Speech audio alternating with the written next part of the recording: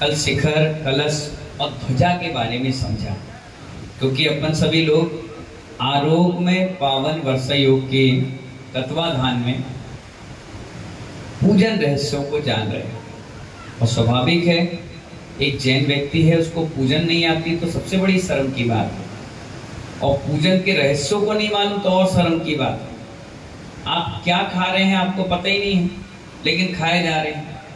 क्या ला रहे हैं आपको पता ही नहीं क्या ला रहे हैं। क्या चढ़ा रहे हैं आपको कुछ पता ही नहीं क्या चढ़ा रहे हैं। तो उसका मतलब क्या है? आप बस में बैठे हैं और टिकट ही नहीं लिए हो, चले चल रहे हो, चले चल रहे हो, चले चल रहे हो, जहाँ इच्छा उतर गए, जहाँ इच्छा हुई बैठ गए।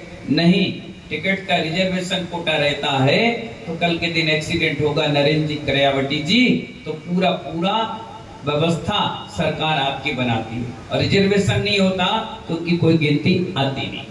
तो अभी बिना रिजर्वेशन के डबरा के लोग चल रहे हैं। पवन मामा क्या चल रहे हो? अब आपका वर्षा योग में रिजर्वेशन कोटा फाइनल हो रहा है, जिससे कभी कोई दुर्घटना घटना हो तो आप बच जाएंगे, आपको सेफ्टी पॉइंट मिल जाएगा। इसलिए आज अपन चल रहे हैं मंदिर में मान स्तंभ क्यों बनाया जाता है। ब्रजभूषण जी समझ में आ रहा है? अब मान स्तंभ बनता कैसे ये भी समझ लीजिए। लोग उठाए धरे और कर दिए, जगह मिली 10 फुट बना दिए, अच्छा दिखेगा, बढ़िया दिखेगा, ऐसा दिखेगा, वैसा दिखेगा। जब आप समुद्रण का वर्णन पढ़ते हैं तो मान स्तंभ इतना मनोहर और सुंदर होता है जितना तुम्हारा चेहरा सुंदर नहीं होता। क्या कहा रिंकू भाई? इतना सुंदर, 14 रतन 9 निधियां जमीन पर डली रहती है, सोने चांदी मोती हीरे माड़ी पन्ना, ऐसा सुंदर मान स्तंभ देख के आदमी का मन खुश हो जाए। आचार्य भगवान ये बता रहे हैं, उस मान स्तंभ को देखकर गौतम स्वामी जैसे ब्राह्मण को भी बैराग आ गया और उसने केश नोच करके दीक्षा ली। अब आपका मान स्तंभ इतना सुंदर है कहां, बताओ? बैराग लोग उस मान स्तंभ में ही नाम ढूंढते हैं, जबकि मान स्तंभ कह रहा है मान का स्तंभ होना। क्या होना डॉक्टर साहिल जी? क्या? मान का स्तंभ गलत हो जाना, और लोग मान के कसाय के कारण उस मान स्तंभ में नाम डलवा देते हैं। जिस चीज में नाम मान का कसाय खत्म होती है हम उसमें बढ़ा देते हैं। एक नाम ना आ जाए, एक पोस्टर ना छप जाए, एक ऊपर नीचे ना हो जाए, उसी में लड़ मरते हैं। जबकि आचार्य कहते हैं मान स्तंभ मान को गलित करने के लिए बनाया जाता है, सुंदर बनाया जाता है, मनोहर बनाया जाता है। उसको देख करके लोग बड़े मंत्रमुग्ध हो जाए, वाह क्या सुंदर दिख रहा है। उसके साथ गेट में भगवान और मान स्तंभ दिखते हैं तो अंदर एक आनंद और आता है, उत्साह रहता है। अब मान स्तंभ बनता कैसे मालूम है आपको? ये मंदिर की चोटी है, ये मंदिर की क्या है? कलश है ना, कलश के नीचे जो जगह है कलश, वहां से एक रस्सी फंसाई जाती है ऊपर चोटी में, और वो धागा यूं लिया जाता है मंदिर के नीचे, और जो मंदिर का गेट है उससे टकराए, और गेट से सीधे जहां जिस स्थान पर त्रिभुज बन जाए, ऐसा क्या बन जाए? ऐसा बन जाए यूं। अब समझो ऐसा, ये यहां आया ना ऐसा, अब ये जो जहां पर ये टच करेगी रस्सी, उस स्थान पर मान स्तंभ की नींव रखी जाती है। समझ में आया कि नहीं अभय भैया? समझ में आ रहा है? यहां से यूं आए, गेट भी टच में हो जाए, गेट के बाद ये जमीन आ जाए, वहां पे मान स्तंभ बनाया जाता है। अब मंदिर आपका इतने में है तो ये क्या हो गया? आधा ये कट गया, अब आपने ही मान स्तंभ बना दिया। तो ऐसे समाज की ख्याति नहीं बढ़ती। ये क्या बना आपको दिखा? क्या दिखा? यहां से ये यूं गया धागा यहां तक और यूं मिल गया सीधा, तो ये बन गया ध्वज। क्या बन गया? ये ध्वज बन गया। ऐसे ही समझ में आया पवन मामा? क्या बना? ये ध्वज बन गया। और ध्वज कटा हुआ नहीं होता, ध्वज पूरा होता है। जितना उसका स्थान कट कट के आप बनाओगे उतने ही आपकी यश कीर्ति कटती चली जाएगी। इसलिए सही विधि विधान, कैलाश चंद जी, क्या है मान स्तंभ का? ऊपर से डोरी डालो, गेट से जमीन तक जहां टच कर जाए, त्रिभुज के आकार में बन जाए, यूं ध्वजा के आकार में बन जाए, वो वहां पर मान स्तंभ बनाया जाता है। क्या बनाया जाता है रानू भाई, नीरू भाई? क्या बनाया जाता है? मान स्तंभ। इसीलिए मंदिर के बाद गेट के बाद आगे भी स्थान कम से कम 10-20 फुट का रहे, इतना बड़ा विशाल प्रांगण मंदिर के लिए लिया जाता है। अब लोगों ने क्या किया?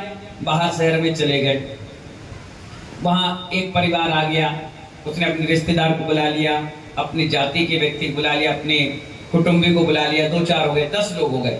अब वो थे मंदिर पूजा पाठ वाले, अब 4 किलोमीटर 2 किलोमीटर रोज जा रहे हैं और ऑफिस के लिए दिक्कत हो रही है, परेशानी हो रही है, दिक्कत आ रही है, खाना भोजन के लिए भी समय भी नहीं है, ट्रैफिक बहुत है। उन्होंने बोला अब क्या करें, यहीं बनवा लेते मंदिर। तो उन्होंने क्या किया, 10 बाई 10 की एक कोठरी से ली और एक भगवान विराजमान कर दिया और पूजा कर लिया, आरती कर ली, पूजा। अब वो धीरे धीरे मंदिर हो गया तो घर 10 की जगह 20 हो गए, 20 की जगह 40 हो गए। अब किसी का जन्मदिन पड़ा, एनिवर्सरी पड़ी, पुण्यतिथि पड़ी, 10 लक्षण, तो भीड़ हो गई। भीड़ हो गई तो खिचपिच लड़ाई झगड़ा होने लगा। 10 लोगों ने मीटिंग करी, बोले अब क्या करें यार, बड़ी जगह लो। फिर थोड़ी सी ले ली, फिर थोड़ी सी ले ली, फिर थोड़ी सी ले ली, अब टुकड़ों टुकड़ों में ले ली। बना तुम्हारा ढंग से है मंदिर नहीं, और कॉलोनियों में ले ली। कभी भी जगह लो तो ऐसी जगह लो कि आसपास 2-4-5 फुट कोई घर परिवार ना हो, बिल्कुल खुला एरिया हो और आराम से व्यक्ति वहां पार्किंग भी कर ले, चप्पल जूते भी उतार ले, अपने सामान भी रख ले, माली चौकीदार के रुकने का स्थान भी हो जाए, बढ़िया आसपास 2-3 कमरे साधुओं के लिए हो जाए। ऐसी जगह निकाल कर क्या बनाया जाता है, मंदिर बनाया जाता है। और तुमने तो सिर्फ भगवान के लिए स्थान बना लिया और तुम्हें दर्शन हो गया, तुमने भविष्य की चिंता तो की ही नहीं। क्या नहीं की? अगर भविष्य की चिंता करते तो बढ़िया सुंदर बड़ा एरिया में मंदिर बनता, जिसमें कल के दिन 1000-500 लोग भी आ जाएं तो हमें टेंट माइक का खर्चे बच जाए, बाहर तामझाम लगाने से बच जाए। अब क्या कर रहे हो, गली मोहल्ले में लगा रहे हो, टेंट लगा रहे हो, प्रोग्राम कर रहे हो, फिर रो रहे हो, चिल्ला रहे हो, फिर अड़ोसी पड़ोसी चिल्ला रहे। नहीं, मंदिर बनता बिल्कुल हट करके, जैसे अपन यहाँ बैठे ऐसे स्थान में आदमी कंफर्टेबल होकर आता है, आराम से गाड़ी खड़ी कर लिया, घूम फिर लिया, खुला एरिया है, गार्डन है, अच्छा ऐसे एरिया में मंदिर बनता है जिसे आप नसिया कहते हो, है ना। ऐसे स्थान बनता है, लोग पूजा पाठ करते हैं। किसी को शिक्षक महामंडल विधान कराना है तो कोई गार्डन फार्डन नहीं लेना पड़ता, उसी में हो जाता है। इसीलिए पुराने जितने मंदिर आप देखोगे, मंदिर बनाने के साथ उनके साथ खेती होती थी, प्रांगण होता था, धर्मशालाएं बड़ी बड़ी होती थी। मैं भोपाल गया, मैं सोचता था भोपाल बड़ी जगह है, वहां मंदिर छोटे मिलेंगे, लेकिन महानुभाव कोई भी मंदिर 5000 स्क्वायर फीट से कम थे ही नहीं।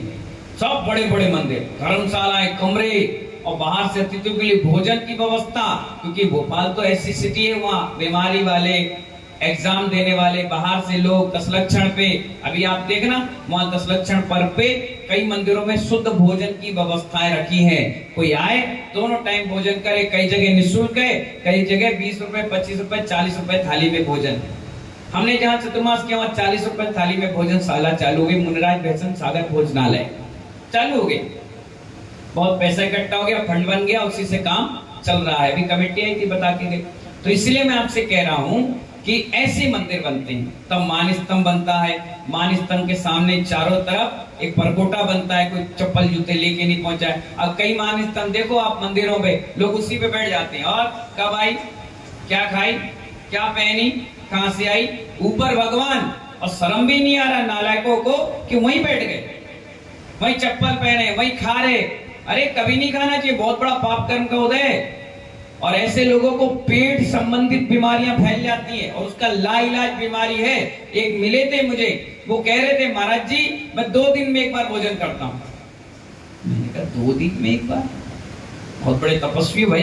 बोले तपस्वी नहीं, मुझे बीमारी ऐसी है जैसी मैं खाता हूं मुझे तुरंत भागना पड़ता है।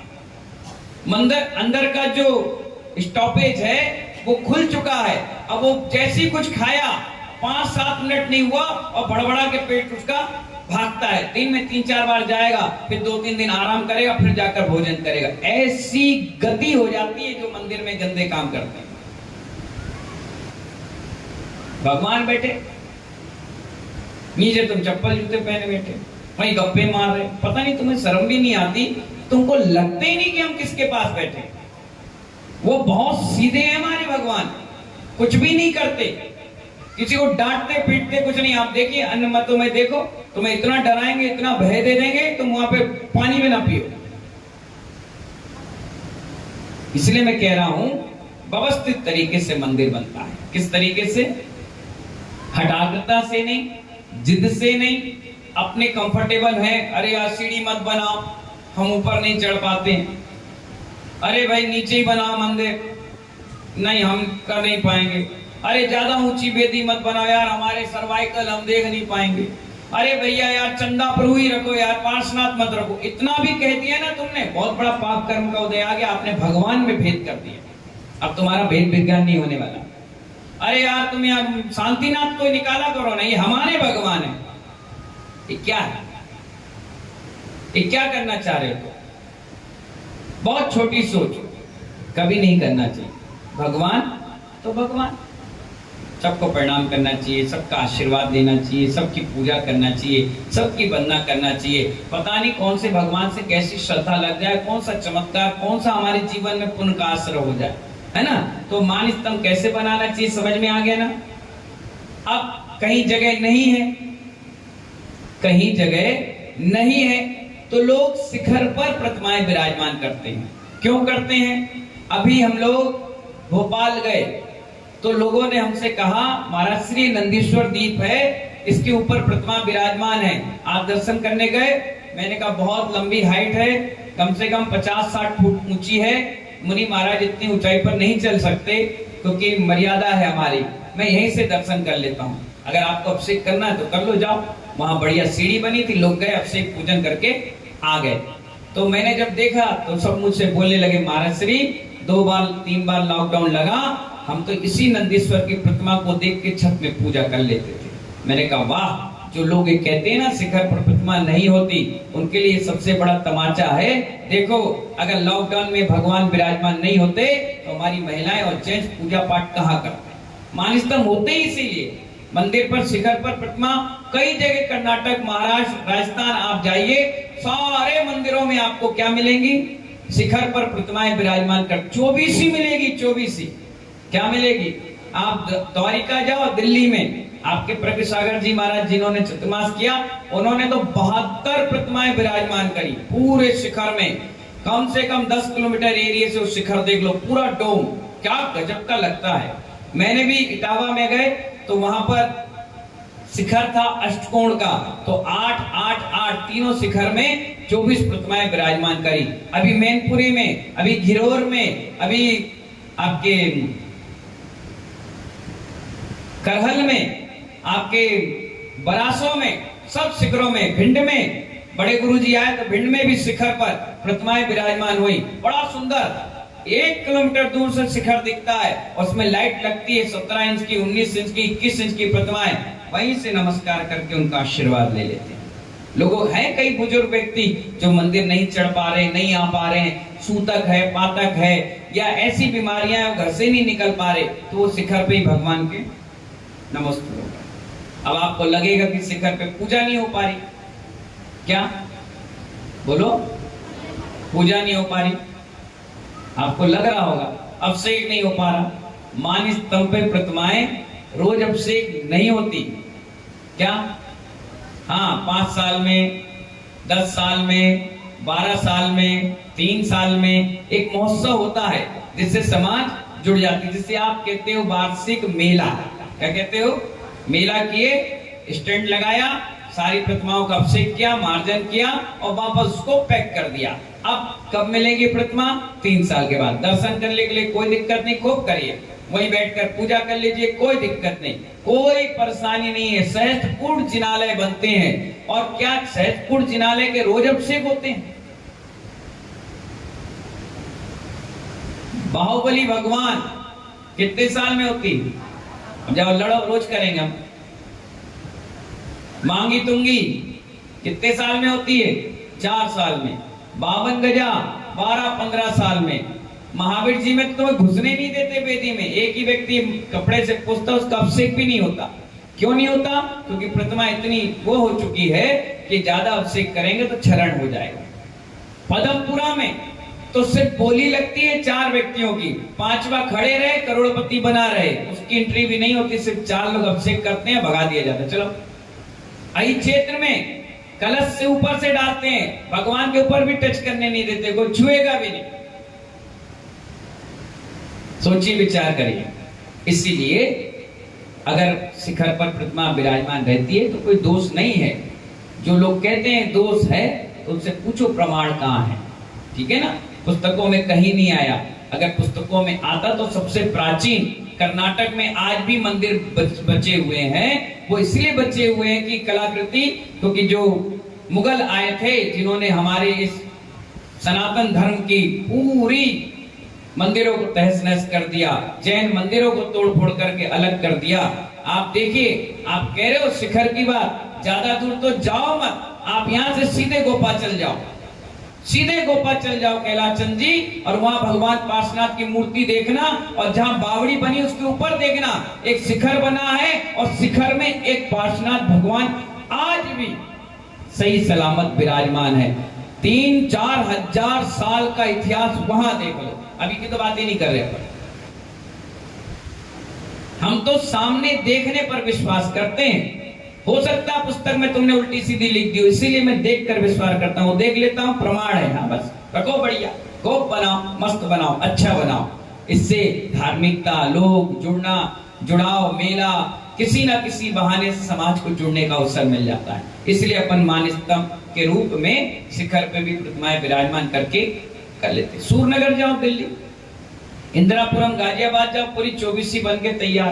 को भजनपुरा जाओ, हमने 42 पंचगणा करवाए होंगे तो 35 मंदिरों में तो भगवान विराजमान कराए, हर जगह कराए। मैंने कहा मुझे मालूम तो था नहीं कि लॉकडाउन लगेगा, लेकिन लॉकडाउन लगा तो लोगों ने हमें धन्यवाद दिया कि महाराज अगर आप भगवान विराजमान नहीं करते तो शायद हम पूजा पाठ कर ही नहीं पाते। भगवान के दर्शन हो गए, पानी पी लिए, नहीं तो ऐसे ही मरते कोरोना में। तो ठीक है ना, समझ में आया मानस्तंभ कैसे बनना चाहिए? कल भी समझ में आ गया ना, बहुत बढ़िया। इसमें सिद्धांतिक भाषा में बात करते हैं, ठीक है। मानस्तंभ अर्थात जिसको देखकर मान स्तंभित हो जाता है वह मानस्तंभ कहलाता है। मंदिर में प्रवेश समर्पण, श्रद्धा, आस्था के भावों को लेकर करना चाहिए। अपने अहंकार, मान, कसाय आदि को मंदिर के बाहर छोड़कर मंदिर में प्रवेश करें। जिनेंद्र महिमा दर्शाने का भी एक माध्यम मान स्तंभ होता है। जिनका मंदिर में प्रवेश वर्जित है। कई मंदिर ऐसे हैं जहां पर समाज के लोग कह देते हैं कि नहीं आप नहीं करोगे प्रवेश, आप नहीं आओगे, आप नहीं जाओगे, ऐसे स्थान रहते हैं कई जगह। तो वे मान स्तंभ को देखकर दर्शन कर लें और चले जाएं। उनका नियम, कई बार ऐसा होता है ना, कोई जल्दी में गाड़ी में जा रहा है तो मान स्तंभ में प्रणाम किया और चला गया। कुछ ऐसी महिलाएं हैं जिनके पैर वैर में दिक्कत है, चढ़ नहीं पा रही, मोटी हैं या पैर नहीं है या दिक्कत है, परेशानी है, सूतक लगा है, पातक लगा है, तो बाहर से दर्शन करें और चले जाएं। तो उनका दर्शन की विधि का नियम भी हो गया। कई लोग ऐसे ही गाड़ी से जा रहे हैं, मान स्तंभ दिखा और चले गए। इससे कम से कम उनकी यात्रा शुभ मंगलकारी। अगर मंदिर का दरवाजा बंद है, कई बार ऐसा हुआ ना, 1 बजे गए, 2 बजे यात्रा पे निकले, अब मंदिर का दरवाजा बंद है, मान स्तंभ तो खुला है ना। अब किसी महिला का नियम था कि मैं बिना पूजन के पानी नहीं पीऊंगी, ठीक है। अब उसकी ट्रेन हो गई 9 बजे की जगह 11 बजे। अब वो आई, नहा धोई, तैयार हुई, जब तक मंदिर गई तो ताला बंद, चाबी अध्यक्ष जी लेके चले गए। अब वो ढूंढ रही है, परेशान हो रही है, अब करेगी क्या? मान स्तंभ सबसे बढ़िया जगह, बाहर बैठ जाए, आराम से पूजा करे और चले जाए और आराम से भोजन कर ले। अगर मान स्तंभ नहीं है तो शिखर पर प्रतिमा है, आराम से दूसरे की छत पर गई, दर्शन करी, जय हो भा, जय हो प्रभु, जय हो, अपना अर्घ चढ़ाई, पूजा करी और चली अपना घर चली। नियम पूरा हो जाता है, नियम नहीं टूटता है, इसलिए सब चीजें बनाई जाती है। समझ गए ना? अभी हमने कुरावली में बनवाया, क्या बनवाया? 36 प्रतिमाओं का मान स्तंभ। कैसे बना? बीच में मान स्तंभ बना, बगल में इंद्र थे और 4-4 प्रतिमा वो लेकर थे, बाकी मान स्तंभ में। इतना सुंदर मान स्तंभ बना कि पूरे क्षेत्र में, उस पूरी क्षेत्र में ऐसा मान स्तंभ नहीं, बड़ा सुंदर घिरोर में बनकर तैयार हुआ। अभी मैं भोपाल जाऊंगा, वहां 3 और बनेंगे। अभी गोहद में बन रहा है 24 मान स्तंभ, पूरी 24 बरासुर में बना, 24 भगवान एक साथ विराजमान। कितना सुंदर लगता है, देखकर आनंद आता है। और लोग देखते, वाह मान स्तंभ देख के बहुत अच्छा लगा, वो मान को स्तंभ कर देता है, गलित कर देता है, ठीक है ना? इस हिसाब से मान स्तंभ बनना चाहिए। अब आपके लिए बहुत टिपिकल प्रश्न आ गया कि मंदिर में कौन कौन से कार्य नहीं करने चाहिए। बहुत टिपिकल प्रश्न है और कम से कम 2 दिन में पढ़ाऊंगा, तब जाकर आपके समझ में आएगा कि हमें मंदिर में कौन कौन से कार्य नहीं करना चाहिए। आज 10 पॉइंट समझिए। पहला पॉइंट बता रहे हैं आचार्य भगवान, मंदिर में नाक, कान और आंख का मैल नहीं निकालना चाहिए। क्या कहा मैंने? अब आप लोग क्या करते हो सुनो। चटाई से पूछे, अचार से पूछ दिए। एक महिला को तो हमने ऐसा देखा, हम प्रवचन कर रहे थे और मेरी निगाह बड़ी तेज है, तो यूं नाक पूछी, पर्दा टंगा था, उसे धीरे से पूछी और धीरे से निकल गई। बोले क्या हो गया, क्या हो गया महाराज जी? बोले क्या किया तुमने? कुछ नहीं। चोर चोरी करने के बाद थोड़ी ना कहता मैंने चोरी, कुछ नहीं कुछ नहीं। मैंने कहा पर्दा निकालो। क्यों? बोले घर से धो के लाना। वो समझ गई। सब महिला बोली गंदा हो गया पर्दा। मैंने कहा हाँ उसको धो के लाना। धो के लाई। दूसरे दिन हमने कान मन से कहा सुनो बहन जी, आइंदा ऐसी हरकत मत कर,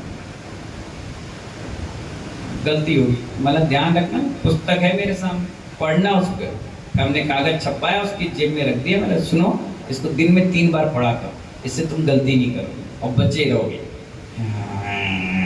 क्या होता है, मोटर गाड़ी के चला रही है, ये नहीं चलता यहाँ पर। तो पहली बात समझ में आई ना, कान के, नाक, आंख और कान, कई लोग है ना, देखेंगे जरूर। देख के क्या मिल रहा है तुम्हें भैया? नाक भी निकालेंगे तो भी देखेंगे, कान में उंगली डालें तो भी देखेंगे, आंख का मैल देख क्या रहे हो, गंदगी है वो, देख के मिलेगा क्या?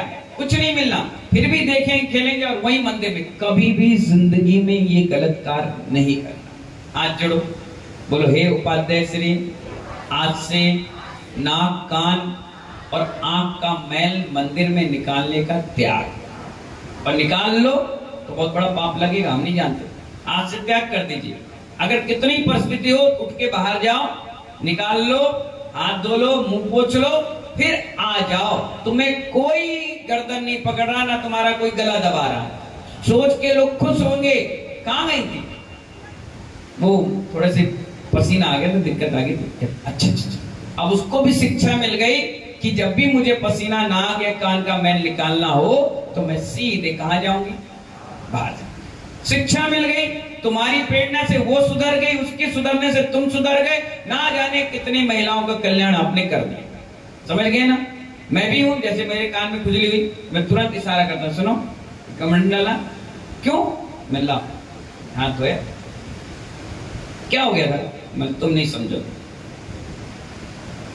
अच्छा ठीक है चलो, अब अपने काम में लगे। बाद में बता दिया, कान में उंगली डाल दी थी, नाक में लगा ली थी, आंख में लगा ली थी। मल स्थान होते हैं 9। गोलू कितने स्थान? 1 2 3 4 5, ठीक है ना? ठीक है ना? 6 7, शौच लघुशंका का कितने स्थान हो गए? 9। ये मल स्थान है, इससे 24 घंटे मल निकलते ही रहता है, निकलते ही रहता है। इसलिए इस स्थानों को नहीं छूना चाहिए। जब भी आप पूजन, अभिषेक, पाठ कर रहे हैं, तब आहार दे रहे हैं, तब अब इसको आहार से भी जोड़ लेना। किससे जोड़ लेना? आहार से भी जोड़ लेना। पहले पॉइंट समझ में आया? क्या नहीं करेंगे आप बताइए? आंख, नाक और कान में उंगली नहीं डालेंगे, समझ गए ना? गंदगी नहीं निकालेंगे। अगर निकालने का मन हो तो बाहर जाइए, बिल्कुल बाहर जाइए, हाथ पैर करके साफ सफाई करके आ जाइए, कोई तुम्हें मना नहीं करेगा। और ना तुम्हारी कोई पूजा डिस्टर्ब करेगा, ना कोई स्वाध्याय में दिक्कत आएगा। ये कहते हैं असक अनुष्ठान। एक होता है सक और एक होता है असक। अगर मैं समाहित करने बैठा हूं और मुझे लघु शंका आ गई तो आचार्य कहते हैं बिल्कुल नहीं रोकिए, तुरंत जाइए, बीच समाहित में जाइए, और जितनी देर तुम्हें लगे उतनी समाहित अपनी बढ़ाइए, और उसके बाद 9 बार नमोकार मंत्र पढ़ के क्षमा मांग लीजिए। ये नियम है। अगर आप पूजा कर रहे हो और अचानक से तुम्हारी नाक बहने लग जाए तो आप करके आ जाइए, साफ करके हाथ धोकर आ जाइए, फिर से क्षमा मांग के 9 बार पढ़ के आप पूजा कर लीजिए, कोई दिक्कत नहीं। जैन आगम कहता है। लेकिन ये नहीं कि नाक पोछी वहीं रखी और फिर पूजा, जय जय नाथ परम गुरु हो, अब पूरा सत्यानाश, पूरा सत्यानाश कर दिया। अब जब बच्चा तुम्हारा देख रहा कि माँ नाक पोछ रही है तो कल के दिनों कान में उंगली डाल के पूजा करेगा, फिर तुम्हारे पति आएंगे तो मुंह में डाल के उंगली करेंगे। कोई बिस्किट खा के करे, कोई ब्रेड खा के करेगा। तुमने सत्यानाश कर दिया पूरे जैन दर्शन। ऐसे नहीं होते काम, पवित्रता के साथ होते हैं। पहला पॉइंट समझ में, आप सोचो 100 पॉइंट है, मैं तो एक ही पॉइंट में तुम्हें समझा रहा हूं। अब दूसरा पॉइंट सुनो। मंदिर में मल मूत्र नहीं करना चाहिए। कई लोग स्पेशल कहते हैं, जब मंदिर बनता है ना, अरे यार एक शौचालय के लिए स्थान जरूर बनाओ, एक लघु शंका का स्थान जरूर बनाओ। क्यों बनाओ भैया, क्यों बनाओ? इतना क्यों खा के आए कि मंदिर में जाना पड़े? पहले हो क्या हो ना, हम भी विधान पूजा पाठ करवाते हैं, पहले कह देते हैं 11 बजे होकर फ्री हो जाओ। उसके बीच कोशिश करो कि 4 बजे तक आपको नहीं जाना पड़े। बिल्कुल कंट्रोल करके रखिए, और 4 बजे विधान समाप्त हो जाए, आराम से फ्री हो जाओ, फिर जो आपको करना है करिए। ठीक है ना? मल मूत्र समझ गए ना? बिल्कुल नहीं, चाहे कुछ हो जाए, अगल बगल चले जाओ, धर्मशाला में चले जाओ, कोई दिक्कत थोड़ी ना। मंदिर में क्यों जा रहे हो? दुनिया की गंदगी मंदिर में निकालोगे, फिर कैसे काम चलेगा? नहीं, ये काम भी आपको बिल्कुल नहीं करना, बिल्कुल नहीं। मंदिर से कम 100 से 200 मीटर दूरी, आया है, लिखित आया शास्त्र में, 100 से 200 मीटर दूरी पर लेट बाथ होना चाहिए। इसलिए तो मैंने बताया बड़े मंदिर होते हैं, छोटे होते हैं। तीसरी, खांसी और कफ आदि नहीं निकालना चाहिए। अब पता चला आपसे करने बैठे, भगवान अरे भैया दूर हो जाओ, ये क्या कर रहे हो तुम? पूरा थूक, पूरी भाप भगवान पर। कई बार ऐसा होता है किसी को सांस बढ़ जाती हो, कफ आ गया और मुंह में भरा हुआ, जाके थूक के आ जाओ भैया। क्या कर रहे हो आप? बीमारी है, दूर रहो। एक दिन अपसेट मत करो, ऐसे उल्टे सीधे काम करके क्या करोगे? इसलिए आचार्य कह रहे हैं खांसी और कफ आदि नहीं करना चाहिए, बिल्कुल दूर हट जाए। ज्यादा खांसी आ रही है, तुरंत हट जाओ दूर, ना आपको डिस्टर्ब हो ना सामने वाले को डिस्टर्ब। बमन, उल्टी, कुल्ला आदि भी नहीं करना चाहिए मंदिर में। मंदिर के बाहर बना है तो झूठे मुंह आए तो कुल्ला कर लीजिए, है ना? वैसे कुल्ला घर से ही करके आना चाहिए। हाथ पैर, क्या कहा? हाथ पैर के नख, नख यानी नाखून नहीं तोड़ना चाहिए। कई लोग बैठे बैठे खाते रहते हैं, आदत है। कई बार मेरे सामने बैठे, ये क्या भूल गया, ये क्या कर रहे हो? खाना नहीं खाएंगे घर में? जो व्यक्ति, मैं आपसे भी कह रहा हूं, नाखून काटने की आदत है, उसको देख के समझ जाओ कि इसका माइंड डिस्टर्ब है, उसका मानसिक स्थिति सही नहीं, इसलिए उसके नाखून खाने की आदत बनी। ये नियम है, सामुद्रिक शास्त्र में निकल कर आया। तो क्या नहीं करना चाहिए? नाखून ये खाते भी हैं, और कई लोग बैठे बैठे बढ़ गया और वहीं तोड़ने लग जाए, वहीं फेंक दे नाखून। नाखून है मल, और आपने मंदिर में मल डाल दिया तो क्या होगा? आपके मन में क्या आएगा? अब गंदगी ही आएगी, अच्छा ही नहीं आएगी। इसलिए मल जो होते हैं नख और हाथ पैर के, इसका भी नहीं ना। आप घर में बना लीजिए ना, कौन मना कर रहा आपको? किसी ने मना कर दिया क्या? पदन जी, किसी ने मना किया? बना के आओ ना, साफ सफाई से रहो। क्या करना? शरीर का मैल और पसीना कभी नहीं निकालना चाहिए। अब कई लोग रहते हैं ना, जैसे मैं छोड़ दी मंदिर, बैठे हैं,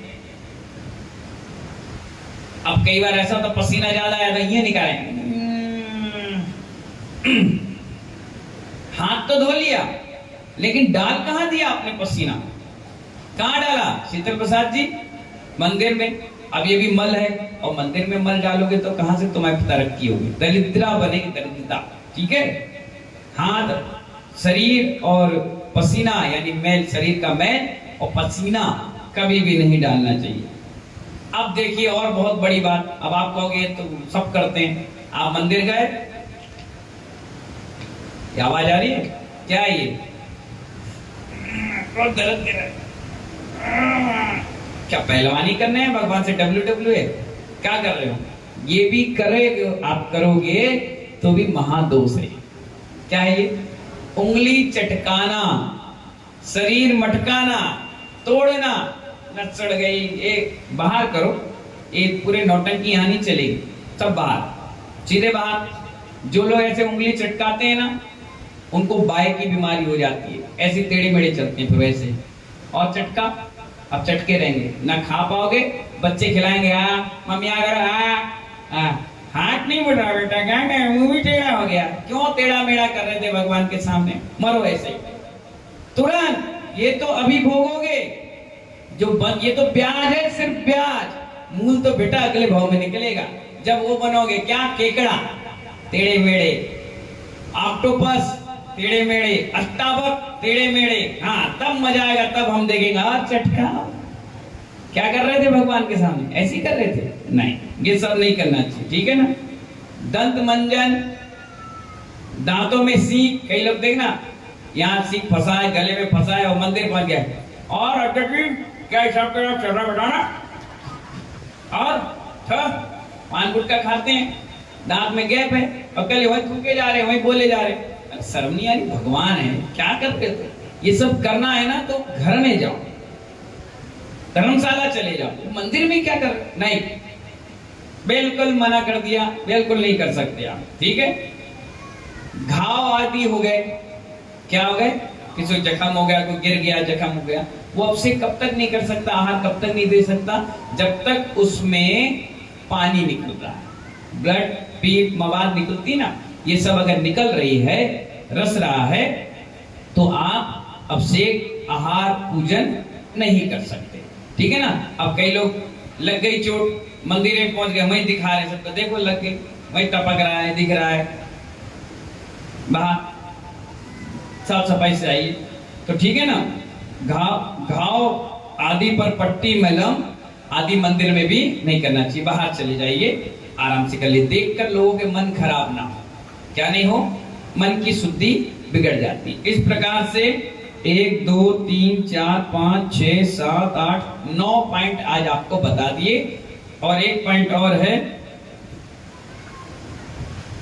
ये बहुत खतरनाक पॉइंट है, ये बताएंगे कल, बहुत खतरनाक है। और इसमें अभी जितने लोग बैठे हैं ना, इसमें 50% ऐसे ही कर करके आ रहे हैं। बहुत खतरनाक पॉइंट है, सस्पेंस, क्लाइमेक्स रहने दो, कल बताएंगे, ठीक है। जब तक के लिए बोलिए महावीर भगवान की